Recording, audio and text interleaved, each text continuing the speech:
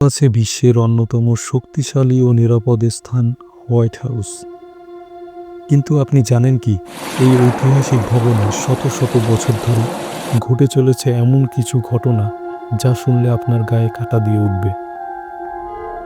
কেউ কেউ বলে থাকেন এখানে ভূত বা প্রেতাত্মা রয়েছে, কেউ বলেন এটি শুধু মানুষের কল্পনা, তাছাড়া অন্য কিছু নয়।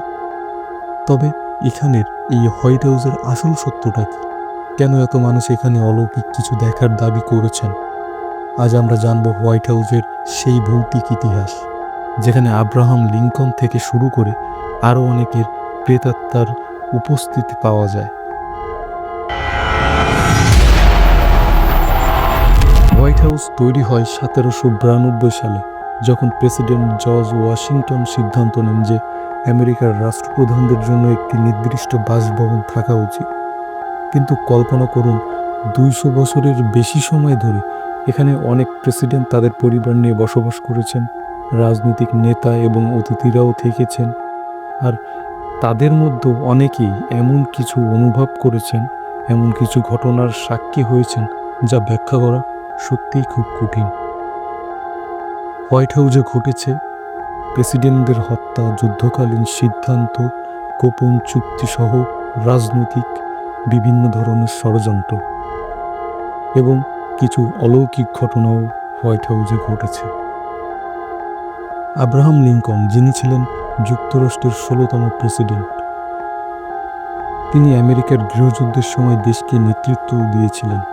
1865 সালে তাকে হত্যা করা হয়, কিন্তু মৃত্যুর পরেও নাকি তিনি হোয়াইট হাউসে আবারও ফিরে এসেছেন। ব্রিটেনের প্রধানমন্ত্রী উইনস্টন চার্চিল 1940 দশকে হোয়াইট হাউসে একটি অতিথি কক্ষে ছিলেন। তখন তিনি এক রাতে স্নান করার পর যখন বের হলেন, তখন দেখলেন আব্রাহাম লিঙ্কন তার ঘরের কোণায় দাঁড়িয়ে আছেন।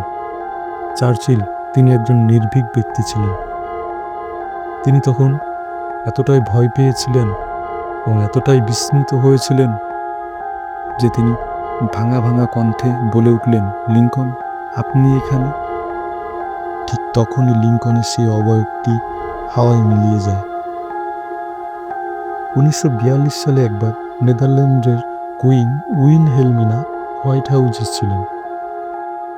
এক রাতে হঠাৎ তিনি তার দরজায় ঠকঠক টোকা শুনে দরজা খুলে দেখেন লিঙ্কন দাঁড়িয়ে আছে। আতঙ্ক তিনি দরজাটি আবারও বন্ধ করে দেন এবং অজ্ঞান হয়ে লুটিয়ে পড়েন। প্রেসিডেন্ট রুজভেল্টের স্ত্রী এলেনর রুজভেল্ট তথা ফার্স্ট লেডি, তিনি বহুবার অনুভব করেছেন যেন কেউ তাকে দেখছে, আর সেই ছায়াটি বা যে তাকে দেখছে সে অবয়বটি ছিল ঠিক আব্রাহাম লিঙ্কনের মতো। তবে শুধু লিঙ্কনই নন, আরও অনেক ভূত হোয়াইট হাউসে বিচরণ করে বলে জানা যায়।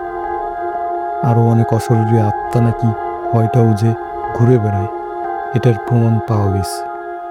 অনেকে দাবি করেছেন প্রেসিডেন্ট অ্যান্ড্রু জ্যাকসনের আত্মা এখানে ঘুরে বেড়ায়, বিশেষ করে রেড রুমটাতে। হোয়াইট হাউসের রেড রুমটাতে অ্যান্ড্রু জ্যাকসনের আত্মা বিচরণ করে। 1940-এর দশকে ফার্স্ট লেডি এলেনর রুজভেল্ট, তিনি এই অনুভূতিটা পেয়েছিলেন। এছাড়াও ডেভিড বার্নস ছিলেন হোয়াইট হাউসের আর একটি আত্মা যে হোয়াইট হাউসে বিচরণ করে। ডেভিড বার্নস মূলত ছিলেন হোয়াইট হাউস যে জমিটার উপর নির্মাণ করা হয়েছে ওই জমির বিক্রেতা।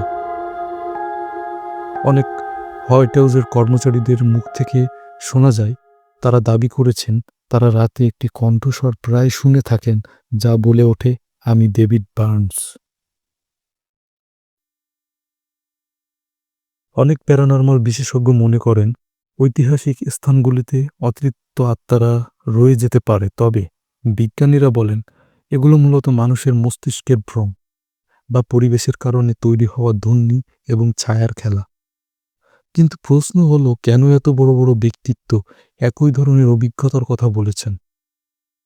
এগুলো কি সত্যি ভূতের উপস্থিতি, আত্মার উপস্থিতি, প্রেতাত্মার উপস্থিতি, নাকি আমাদের মস্তিষ্কের কল্পনা? হোয়াইট হাউস কি সত্যিই ভুতুড়ে, নাকি এগুলো কেবলই গল্প? আপনি কি মনে করেন প্রেসিডেন্ট ডোনাল্ড ট্রাম্প তিনি অশরীরী আত্মাদের সঙ্গে হোয়াইট হাউসে বসবাস করছেন? কমেন্টে জানাতে ভুলবেন না। যদি আরও রহস্যময় ভিডিও চান তাহলে আমাদের রহস্যময় যাত্রার সঙ্গে থাকুন এবং চ্যানেলটিকে সাবস্ক্রাইব করুন এবং বেল আইকনটি চাপুন।